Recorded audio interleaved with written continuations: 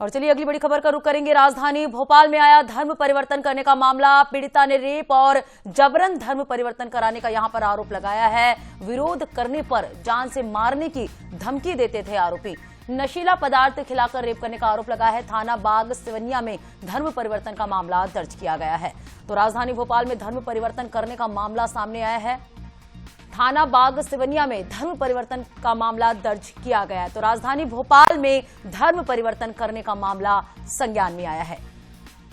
धर्म परिवर्तन करने का मामला यहां पर सामने आया है। धर्म परिवर्तन मामले में पीड़िता ने रेप और जबरन धर्म परिवर्तन कराने का यहां पर आरोप लगाया है। विरोध करने पर जान से मारने की धमकी देते थे आरोपी। नशीला पदार्थ खिलाकर रेप करने का यहां पर पीड़िता ने आरोप लगाया है। थाना बाग सिवनिया में धर्म परिवर्तन का मामला दर्ज किया गया है।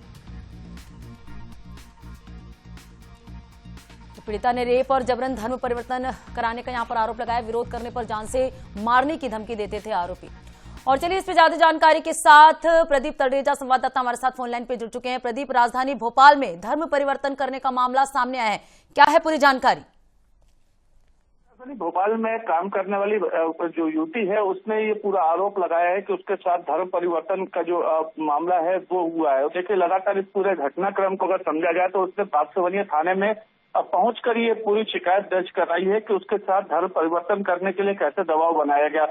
देखिए, जिस प्रकार लड़की ने जो बयान दर्ज कराया है अपना, उस बयान में साफ तौर पर देखा जा सकता है। उसका कहना है कि वो पहले एक के साथ में नौकरी करती थी, लेकिन जब वो नौकरी करती रही तो उसको फिर दूसरे फ्लैट में अपने दोस्त के साथ ले जाया गया और वहीं से ही ये पूरा खेल शुरू हुआ। देखिए, इसके ऊपर एक आरोप ये भी लगाया जा रहा है कि वहां पर एक आशिमा मॉल में काम करने वाली जो एक सहेली थी वो उसको उसके अपने साथ ले गई और 3 लड़कियां वहां पर रहती थी, जिसमें संजना और मनीषा भी वहां पर उस लड़की के साथ रहती थी।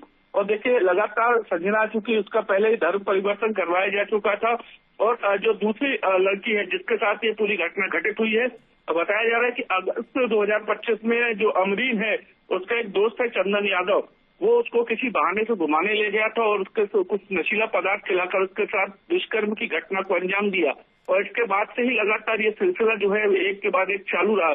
इतना ही नहीं, जो अमरीन है उसके जो उसके भाई हैं उनके साथ भी उसका जबरदस्ती उसको जो है उसके साथ शारीरिक संबंध बनाएगा। उसके बाद उसके साथ कहीं ना कहीं पूरा धर्मांतरण करवाने का जो दबाव था वो लगातार जारी था।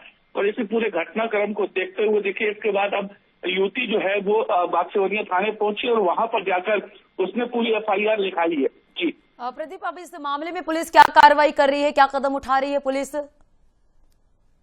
निश्चित तौर पर मामला चूंकि धर्म स्वतंत्र अधिनियम के तहत दर्ज किया गया है, मारपीट और जान से मारने तक की धमकियां जो है वो युवती को दी गई हैं और इस पूरे मामले को लेकर पुलिस अब तमाम पहलुओं पर जांच कर रही है और जांच के बाद ही जल्द गिरफ्तारी की बात भी कहती हुई नजर आ रही है।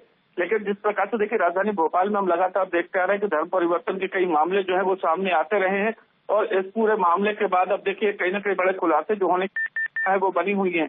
अब चूंकि ये कहाँ से पूरा ऑपरेट होता था, क्या इसके पीछे कोई संगठन है या किस प्रकार के जो लोग हैं वो जो शामिल होते हैं उन पर कहीं ना कहीं अब जो है आगे दबाव जो है वो बनाया जाएगा और सभी तमाम आरोपियों से पूछताछ की जाएगी। पूछताछ के बाद ही पुलिस अब आगे का खुलासा करेगी कि आखिर ये संगठित अपराध कर रहे थे या किस प्रकार से ये अपराध की जड़ तक पहुंच रहे थे। क्या ये जो बच्चियां जो छोटे इलाकों से आती है या जो लोग जो नौकरियों की तलाश में यहाँ पर आती है सिर्फ उन्हीं को टारगेट करते थे या फिर इसके अलावा इनका कोई पूरा गिरोह है या किस प्रकार से काम कर रही है, इन सभी तमाम पहलुओं पर लेकर देखिए लगातार जांच जो है वो अब होती रहेगी।